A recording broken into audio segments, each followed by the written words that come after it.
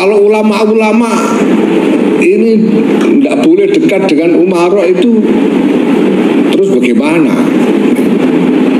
Ya, justru diperlukan peran ulama, khususnya dalam konteks Indonesia ini, peran ulama untuk menjembatani antara masyarakat, rakyat, warga masyarakat itu dengan umara. Yang tidak boleh itu kan kalau ada sultan zolim, lalu ada ulama yang datang kepada sultan zolim itu untuk kepentingan pribadinya sendiri, itu yang tidak bagus. Ya. Tapi Nahdlatul Ulama ini jamaiyah, ini bukan pribadi-pribadi, jamaiyah. Kita punya tanggung jawab riayah kepada umat. Ya.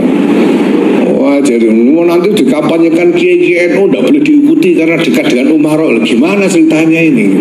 Ini tidak benar sama sekali. Bahkan Nahdlatul Ulama dan ulama-ulamanya berkewajiban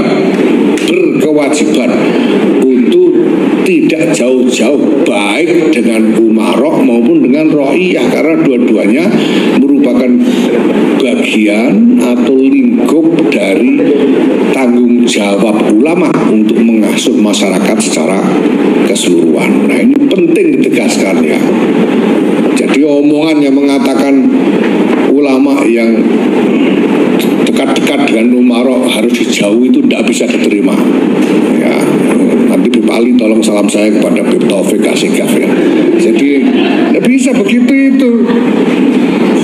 Lah kalau sekarang NU tidak boleh dekat-dekat umara, gimana ini? Ada urusan rakyat harus dikomunikasikan dengan pemerintah. Kita tidak boleh dekat-dekat. Kalau dekat-dekat nggak boleh diikuti. Gimana ceritanya? Mohon maaf ya, kulo niku uang yang paling sering kritik. Saya ini adalah orang yang paling sering kritik kalau lihat santri kemudian tampilannya melas. Kenapa hari ini santri kemudian diceritakan obyahnya merah, sarungnya ngebir? Itu mulai kapan?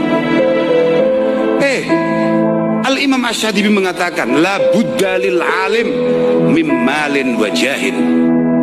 Seorang santri harus gagah, Pak. Syukur-syukur dia punya pangkat hatta la yadhilla li ahadin wa la yahtaja li ahadin. Santri tidak boleh menundukkan kepala di hadapan siapapun dan tidak boleh dia tergantung pada siapapun. Oh, itu santri, Pak. Lo kembali melas. Antri zakat mulai kapan? Tidak bisa, Pak. Iya, Pak, kiai tidak boleh melas. Nah, kalau kiai melas, calon wali santri ragu mau memondokkan anaknya. Kepada para perempuan, berdayalah kalian, mengajilah kalian dengan tekun, karena ada satu makalah, fakaifa nadhunnu bil abna'i khairan idza nasha'u bihitnil jahilat. Bagaimana kita mau mengharap anak-anak kita akan terdidik dengan baik jika dia diasuh oleh ibu yang tidak berpendidikan? Maka jadilah terdidik sebelum kalian mendidik. Menantikan kehadiran anaknya. Ibu itu nggak kayak kamu yang nggak jelas itu. Ibu kita itu adalah orang yang sudah cukup bahagia hanya dengan mendengar suara kita. Apalagi kalau tahu kalau kita sedang suka, sedang senang, sedang super bahagia. Beliau yang tidak merasakan apa-apa, merasakan kebahagiaan yang berlebih, itu ibu. Yang dekat dengan kekuasaan. Kalau kowe iku ora duwe negara, negara murah kene kok. Indonesia bukan negaramu, kan negaramu di tempat yang jauh. Mula sing kok apik-apik nang negaramu, mbah buyutmu apik. Mbah buyutku ya ampun ora tau ngaji. Bahwa Hasbullah sing iso menghentikan pembongkaran makam Rasul. Mbah Wahab cukup tambah beras yang memimpin komite Hijaz. Lah kowe sing aku putune ning di waktu iku ra enak. Bojo sih. Mbah Imam Ghazali itu menampilkan satu hadis yang berbunyi la yalqallaha 'abdun bi dzambin 'azama min jahalati ahli. Ora ono kawula sing sowan ana ngarsane Allah Subhanahu wa taala nggawa dosa sing luwih gawat tinimbang ninggal anake, ninggal keturunane dalam kondisi bodoh, dalam kondisi tidak terdidik, dalam kondisi bodoh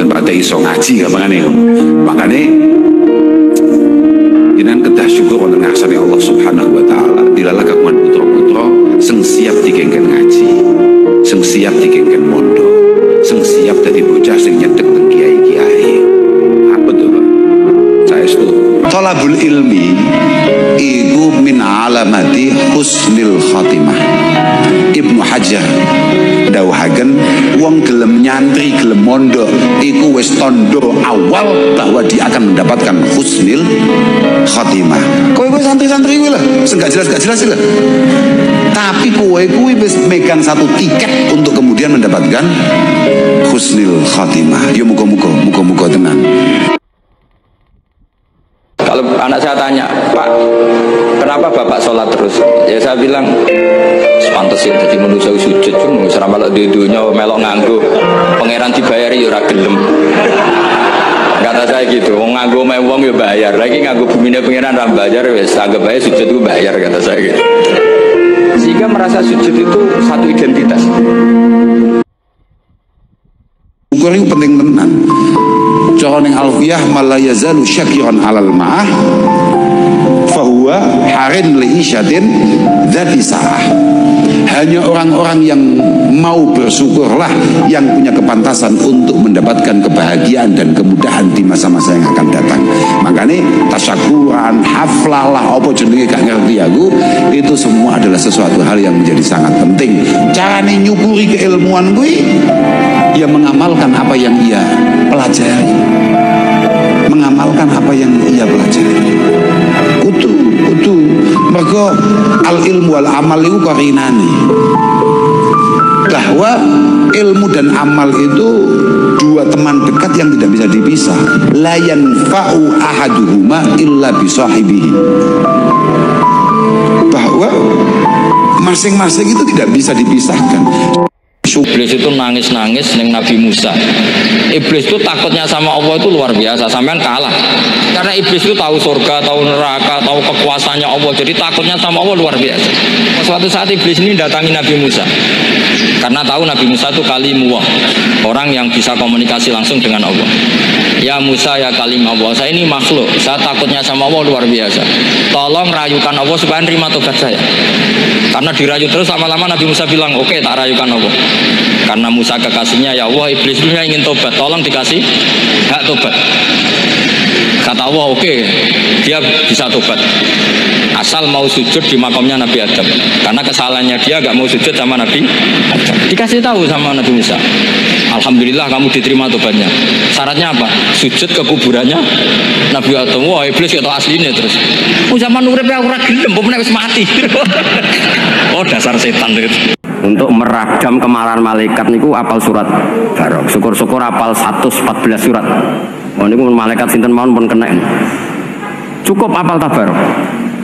Adatnya orang-orang Jawa selain apal Yasin itu apal Tabarok. Nah, saya itu lama sekali mempelajari bab ini.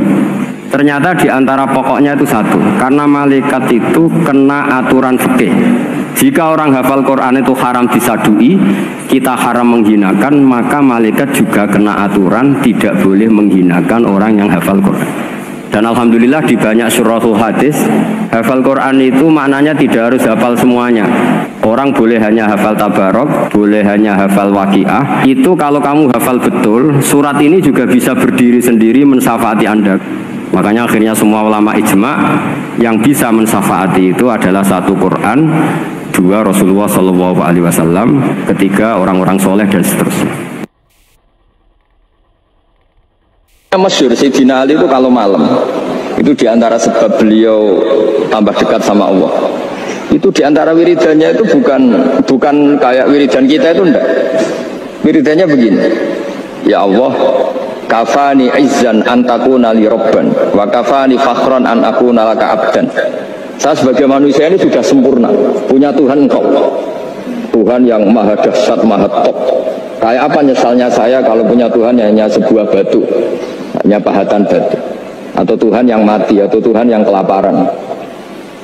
Wa kafani fakhran an akuna laka abdan, dan saya ini bangga karena jadi hamba-Mu. Jadi orang dulu itu nyembah Allah itu tidak harus dengan kalimat subhanallah wa akbar, tapi punya kesimpulan yang menjadikan mereka ini nyaman dengan Allah.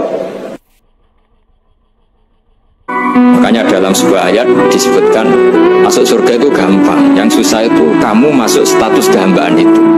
Hanya disebut ya aja Tuhan nafsul mutmainnah irji'i ila rabbiki radiyatan mardiyah. Pertama apa? Fadkhuli fi ibadi.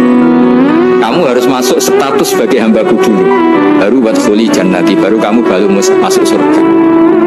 Jadi orang boleh nikmati fasilitas negara lain kalau visa paspornya disahkan. Orang boleh masuk surga kalau status kehambaannya disahkan oleh Allah Subhanahu wa Ta'ala. Nah, lalu status kehambaan itu dimulai dari mana? Secara fisik kita sujud. Anggota tubuh yang begitu terhormat namanya kepala kita tundukkan kepada Allah Ta'ala. Hati kita, akal kita yang ingin menguasai dunia misalnya, ambisi itu kita kalahkan untuk hanya tunduk kepada aturan-aturan Allah Subhanahu wa Ta'ala.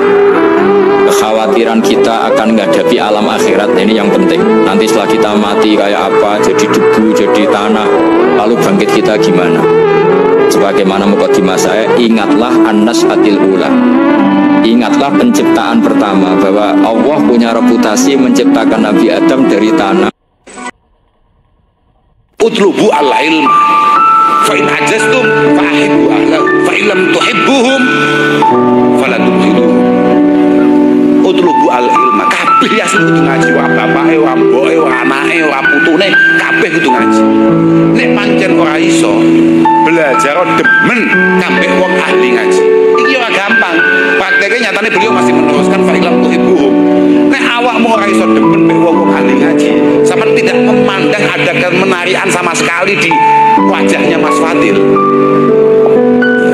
Jenengan bawa wali santri kemudian Dr. Fadil ora tertarik sama sekali, minimal ojo musuhi. Minimal ojo musuhi. Tapi tetep nek sampean pancen gak duwe kesempatan ngaji, tolong. Harta kita yang paling istimewa, yang kita miliki sebenar-benarnya itu adalah anak-anak kita. Tolong betul-betul panjenengan ini, panjenengan yang ngaji. Ketika Rasulullah wafat, itu separuh sahabat hampir mayoritas, ya Rasulullah kita semua ingin kita dulu yang meninggal karena engkau begitu penting. Maka jangan meninggal dulu, kita yang meninggalkan. Tapi ada saja sahabat, tidak seperti itu. Saya suka Rasulullah meninggal dulu. Alasannya masuk akal. Allah biar menyaksikan saya iman kepada Nabi ketika masih hidup, dan saya buktikan setelah mati pun, setelah meninggal pun iman. Jadi ternyata baisnya itu supaya orang tahu bahwa iman kita kepada Nabi itu iman yang super. Jika ketika beliau sugeng ya kita iman, setelah wafat juga kita iman. Supaya saya mentasdikkan beliau setelah meninggal sebagaimana kita mentasdikkan beliau saat masih hidup. Dan ternyata Allah ridho dengan perkataan sahabat itu. Kenapa Allah ridho? Karena menjadi pelajaran bagi orang-orang yang ditakdir gak menangi Rasulullah SAW. Tetap mereka iman. Ya mungkar nakir ketemu Nabi Muhammad ya hormat. Orang arah takok marbuka man. Ya lucu tuh, no? Malaikat kabeh termasuk umat Kanjeng. Kok wanita kok uwi. Jadi takok yo jenengan niku. Malah nak cerita kitab-kitab wali, Robi Adawiyah pas ditakoki marbuka nangis. Nangis nangis. Malaikat bingung piye takoki malah nangis. Ya Allah, saya ini berkeyakinan, berpuluh-puluh tahun saya ini berkeyakinan anta adharu min kulli dhahir. Engkau itu zat yang paling jelas. Saya tidak pernah mengira ada orang yang nggak tahu engkau. Lah niki malah tangklet. Jenengan udat sing adharu min kulli dhahir. Dadi kula mboten nate nyangka ana makhluk sing mboten ngerti jenengan. Kok dise wonten sing tangklet. Tersiksane runtek apa jenenge Rofian.